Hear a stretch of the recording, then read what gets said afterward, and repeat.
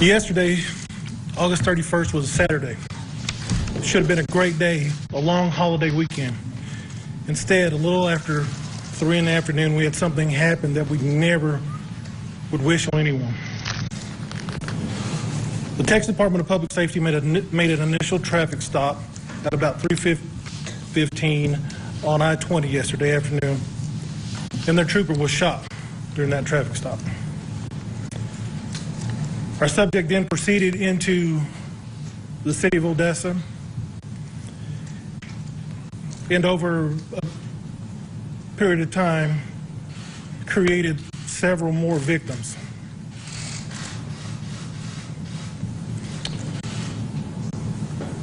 Initially, it was thought that there may have been multiple shooters, and that is because at some point this subject changed vehicles.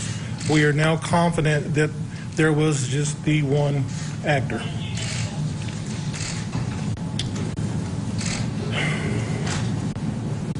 This is an ongoing investigation. It is active.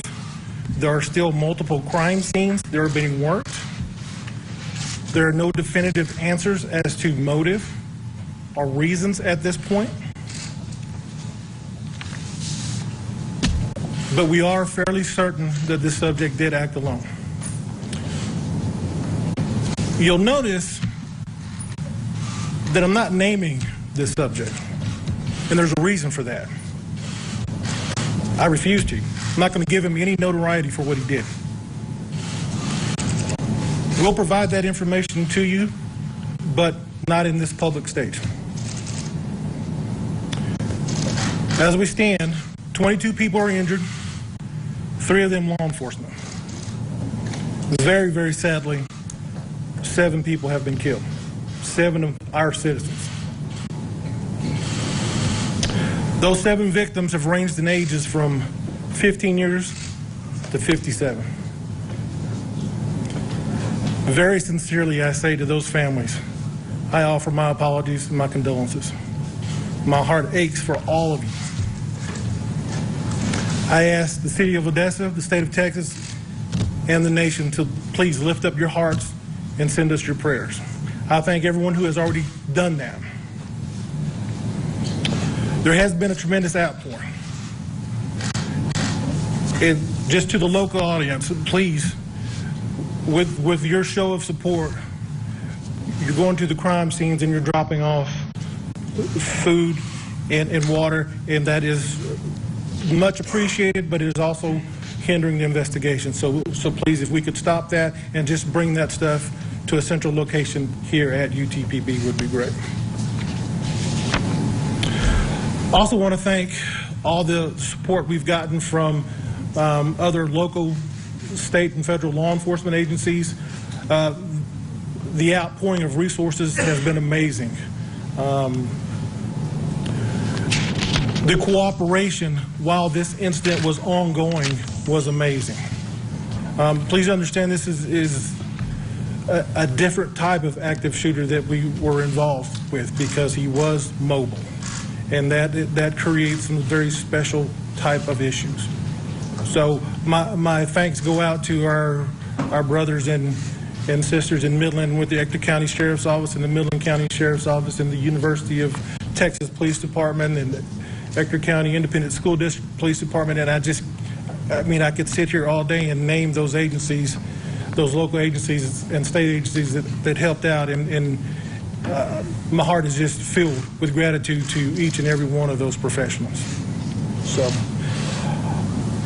to close out, I would invite everyone, the community, to join us here this evening at UTPB for our prayer vigil, which will start at 7 p.m. Thank you. Well, Chief, thank you. Thank you. We're proud of you.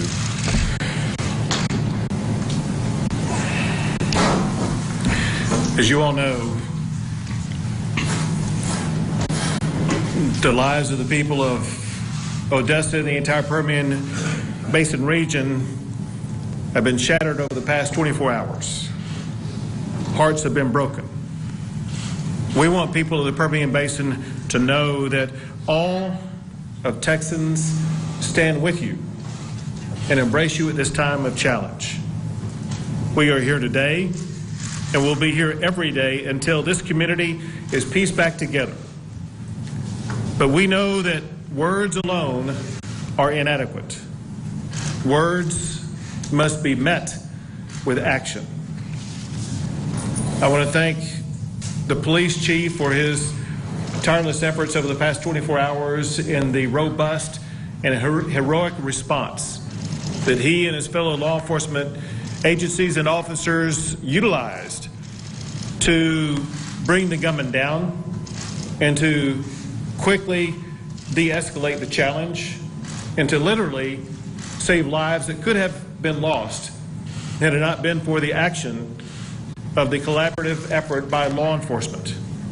Along those lines, we cannot thank enough all of the first responders from all of the law enforcement agencies involved in this process to ensure that they were going to be able to do what was necessary to restore safety in this community. As governor, I particularly want to thank the Texas Department of Public Safety for what they did. We talk about this all the time, and that is, there is no such thing as a routine stop. The way all this began yesterday was with what would be categorized as a routine stop by the Texas Department of Public Safety, only for that stop to immediately escalate into gunfire by this killer, with a DPS officer being injured in the process. So I appreciate the way that the Texas Department of Public Safety steps up every single day, always prepared, knowing that their lives are on the line any stop they make, ensuring safety in our communities across the state. I also want to express my gratitude to the incredible healthcare providers in this region. They had to deal with probably what was their most challenging day ever, and they stepped up with collective calm and poise to make sure that they were able to heal the wounded as quickly as possible. I want to express my deepest sorrow for the families who have lost a loved one and for all the victims who have been wounded. The hurt you feel is incalculable, but you must hold on to the hope that you can also have. And we're seeing this already with the family of one of the victims. Some of you know that one of the victims is a 17-month-old child. And moments before coming in here, I received a text from the mother of this 17-month-old. I want to read you the text of what this mother wrote. She said, quote, "Thank you all for praying. This is all of our worst nightmare. But thank God she's alive and relatively well." She goes on to say that toddlers are funny because they can get shot but still want to run around and play. She says that we are thanking God for that. Her mouth is pretty bad, but will heal and can be fixed. Thankfully, it doesn't seem like her jaw was hit, just lip, teeth, and tongue. She is having surgery tomorrow to remove the shrapnel from her chest and to fix her lip and mouth and to get a better look at her tongue. We are thanking God for healing her and appreciate continued prayers. Well, I want her family to know that they can be assured of those prayers today, tomorrow, and every day as that young child continues her pathway to healing. Let me say this. I have been to too many of these events. As governor, the first one I went to was after the shooting in downtown Dallas that killed police officers as well as others. Then there was Sutherland Springs, where 26 people were killed. Then there was Santa Fe High School, where 10 people were killed. And then less than a month ago, there was a shooting in El Paso. Well, I'm heartbroken by the crying of the people of the state of Texas. I'm tired of the dying of the people of the state of Texas. Too many Texans are in mourning. Too many Texans have lost their lives. The status quo in Texas is unacceptable, and action is needed. After the shooting at Santa Fe High School, I signed more than 15 laws to make our schools safer from shooting attacks. In the immediate aftermath of the shooting in El Paso, I've worked with the Lieutenant Governor, the Speaker, as well as legislators. I've also worked with the victims as well as advocacy groups. We have been working on drafting solutions that can be taken by legislators as well as solutions that could be taken by the governor and the executive branch in Texas. Solutions that address racist hate attacks like what happened in El Paso. Solutions that will address keeping our community safer. Now, in the aftermath of this shooting and the unique aspects of this shooting, we must broaden our efforts to address the tragedy that has befallen Odessa, and we must do so quickly.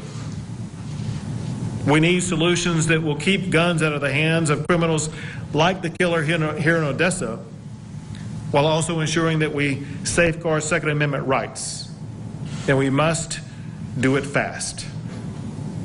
Most of all, in the aftermath of what happened here in Odessa, we must replicate what we have seen in El Paso, Sutherland Springs, Santa Fe, and in Dallas. And that is, we must do what Texans do best. In times of tragedy, we unite. We come together. We support each other. We reinvigorate our community with the love that we have for one another. And knowing the Permian Basin the way that I do, I know that is exactly what's going to happen here in Odessa, in Midland, in the entire region. So thank you all as a community for what you will be doing to helping each other. And thank you to the heroic law enforcement officers and first responders for everything that you've already done.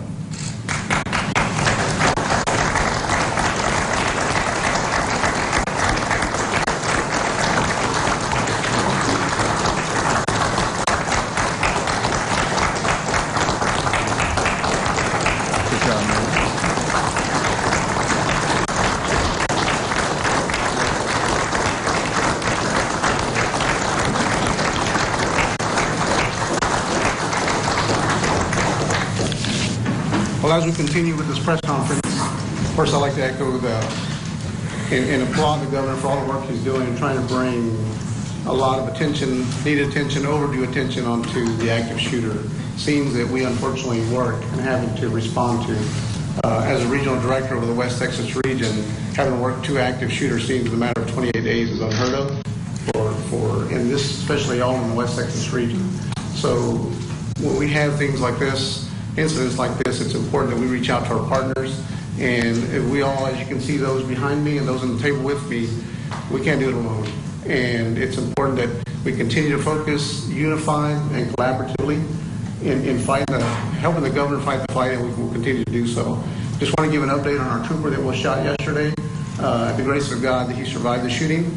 He went through a couple of hours surgery yesterday, and the doctors left there very optimistic that he will have a recovery, a full recovery after obviously a road ahead of some rehabilitation, but he will be fine.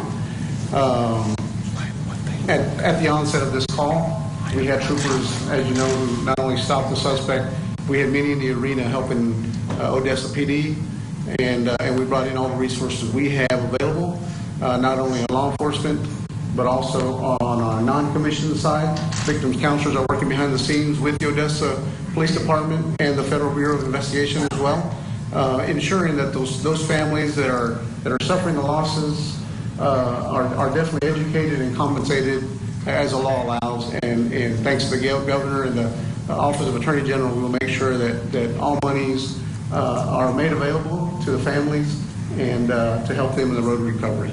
Thank you.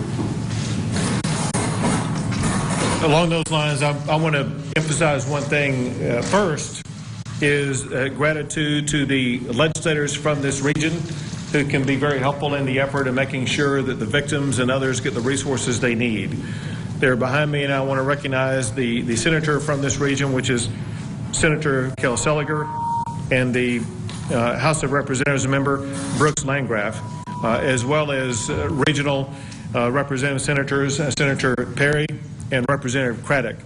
They can all be extremely helpful in working with local families and local communities and local schools, as well as the healthcare providers, in providing information to us at the state level. So I urge you to be active in the next day, weeks, and months to come, in working with these representatives and senators to make sure that all of your needs are raised and addressed. With that, we'll pass it over to the federal official involved. Hello, my name is Christopher Combs. I'm the FBI Special Agent in charge. First, I want to commend the local law enforcement effort and the state effort here. There is no question that these are the true heroes. In the midst of a man driving down the highway shooting at people, local law enforcement and state troopers pursued him and stopped him from possibly going into a crowded movie theater and having another event of mass violence. I think that's the story of law enforcement that should be conveyed, of how heroic the chief's men and women are. So I want to commend them on that. The FBI is here, as we are now, almost every other week, supporting our state and local partners on an active shooter. We are now at every 2 weeks, almost every 2 weeks, an active shooter in this country. The FBI responds to them all to support our state and local partners.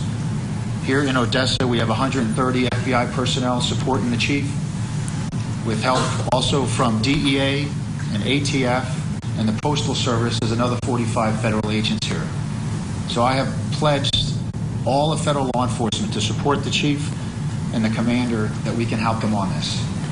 I know your questions are probably, is there a connection to terrorism in this? At this point, I can tell you we do not believe that there is any connection to any domestic or international terrorism. But we are still working through that. We're conducting searches at this exact moment in time to make sure that there is nobody else even possibly connected with this. I support the chief's announcement. We do believe this is a single shooter. This was not a multi-shooter event. We have worked very closely in the past with DPS and the Texas Rangers. In fact, the very same team that worked at the Sutherland Springs mass shooting is the team that's here from the Rangers, along with the FBI team that did that crime scene as well. So the connection between the FBI, the DPS, Odessa Police is built on unfortunate experience of working together. But we are all working together to make sure that this community is as safe as possibly can be. And we will be here for the duration of the time that the chief needs our services. And unfortunately, we will then get ready to go to the next active shooter, which is an unfortunate statement to make, but it seems like that's what we do. We respond to one after another of these horrible events. And we will always be here to support our local partners and help them through these horrible tragedies that we've seen here in Texas and across the country. Thank you, sir. Thank you. A few questions. Chief, could I ask you, do you believe that the gunman was going to go to that theater? Is that your belief? You know, there's no way of absolutely knowing that, but it begs the question, why go to the theater if you're not planning on entering the theater? And please understand that on a Saturday afternoon in Odessa, Texas, that is one of the most crowded places to be. Do you know what his initial motive was when he got back to the coffee shop? I do not. At this point, we do not. Is there any reason to believe that this could have been a planned attack? Again, the investigation is still ongoing, and there's a lot of questions that we just don't have answers to at this point. Do you describe the moments in that shootout outside the movie theater? Can you describe that shootout? How long did it last? Did the shooter have a chance to reload? Was he saying anything to the officers that were there? Again, you know, all that is still under investigation. There are some videos that are out there, but I'm not going to get into that incident at this point. For this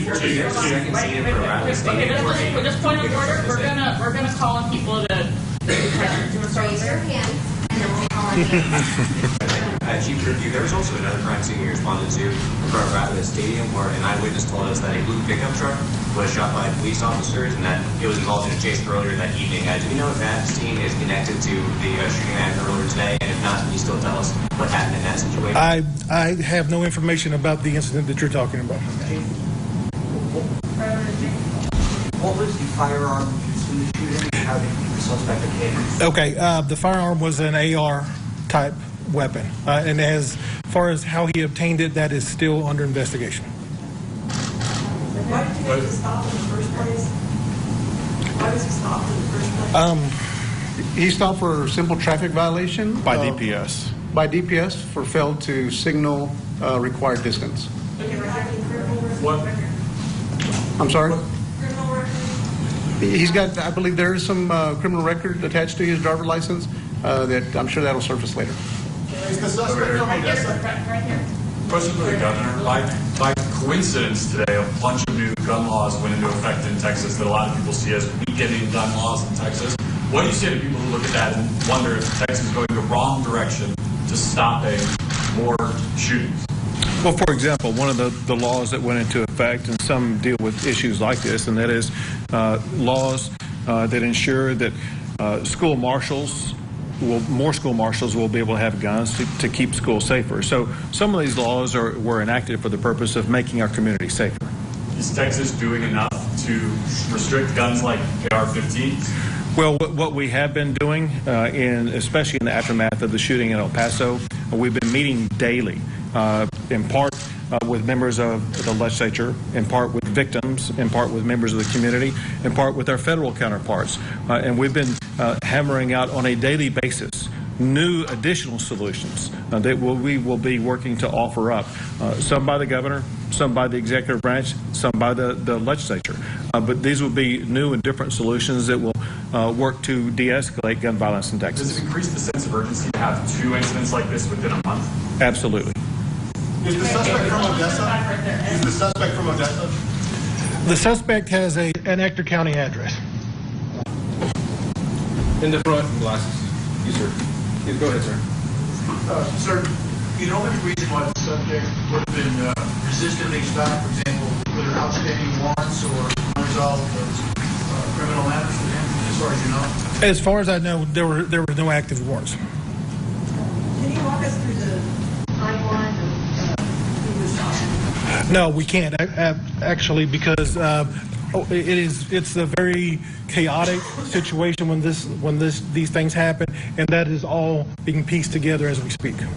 Governor Abbott, one of the things that you said is that words must be met with action. One of the things that unifies the shootings that you just mentioned, Dallas, Sutherland Springs, El Paso, Odessa, is an AR-style rifle.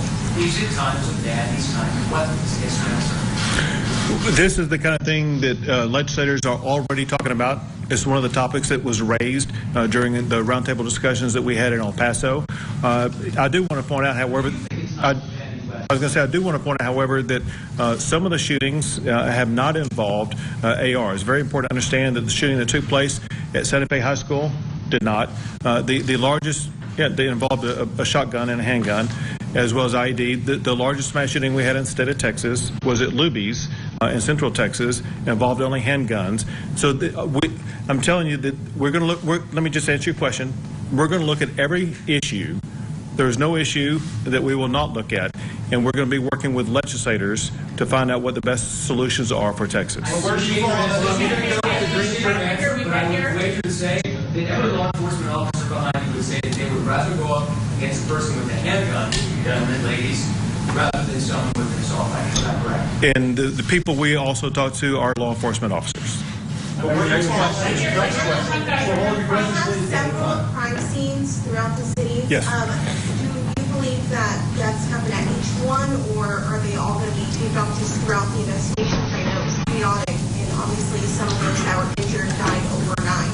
So which ones specifically would you consider to be the deadly scenes, or are all deadly processed? All scenes are being processed. Again, well over 15 scenes. It takes time to process that many scenes. And with someone who has AR in their car like that, Is that a concern that maybe you guys stopped him from actually committing a mass shooting, or, was there any type of indication that maybe this was going to escalate to something like this? There's no way of knowing without talking to him, and we can't talk to him. But again, he showed up at a movie theater, which would tend to show his motives. We're going to go over the last three questions. The man in the green shirt and the gray shirt behind him, and that'll be done. Go ahead, man. Yes, sir. First and foremost, thank you guys for everything you've done. I know there's no perfect answer as far as how to combat these particular mass shootings because they're unpredictable. But we spoke with a man yesterday who was a person that was in the theater during the whole evacuation process. He was disturbed and he was wondering, is there a reason why an evacuation was initiated rather than a lockdown? And will this, I guess, help you guys in the future make those type of decisions? The situation was so fluid. At that point, this person was driving from location to location to location to location. Lockdown, evacuation, two sides of the same coin, I think. You just don't have enough personnel to lock down every location in this city. You just don't. So you do the best you can with the personnel you have, and that's why we had people there at Synergy. And I think, again, lockdown, evacuation, either way could have. During that time, did you guys lose him while he was doing what he was doing? Absolutely. Absolutely. Next, we're going to go with you, sir. And earlier yesterday, you said that there was a person that knew who it was. And was there a reason why you knew who it was? Did something happen earlier that day that you were tipped off on? Because you said something earlier yesterday that it was a guy who you knew that you were looking for. It was a certain guy that you were. No, I think maybe you've misunderstood what I was saying yesterday. What I was saying yesterday was that when the suspect was down, we had a good idea of who he was at that time. And that we just had not totally identified him yet. That's why we wouldn't release that until we had an absolute stone cold identification on him. That's what I was saying. Last question. Two-part question for Christopher with the FBI. You guys have a team over in West Odessa right now responding to a home search warrant. Big man entry into the home. What can you tell us about that investigation? How is it related to the suspect or anyone else in this investigation? I can tell you we're executing a federally authorized search warrant at this point in time. As we also described, there's over 15 crime scenes. So frankly, we're all over the place here in Odessa with the DPS, the Rangers, and the Odessa Police. So I would say all day today and probably all day tomorrow, you're going to see significant police and FBI activity throughout the city. And Governor, when it comes to you saying that you've been to too many of these, you reported as saying, I am tired of people dying. Based on what the FBI is saying statistically, that they're responding to these kind of situations every 2 weeks, what can you say to the people of Texas, and you might have to be in front of them again 2 weeks from now, as the call for action regarding gun control grows? What can you say to the people to calm them down? First, from the response side, at the state level, we have a sense of urgency to arrive at solutions, working together with the legislature, working together with our law enforcement officers and federal partners. And we are working quickly to hammer out some solutions, to put some solutions on the table. Second, importantly, is the way that our law enforcement responds. They work 24/7 to make sure that their communities are safe as possible, and you can see the dedication that they have, and they will be doing the same to replicate that effort in every community across the entire state of Texas.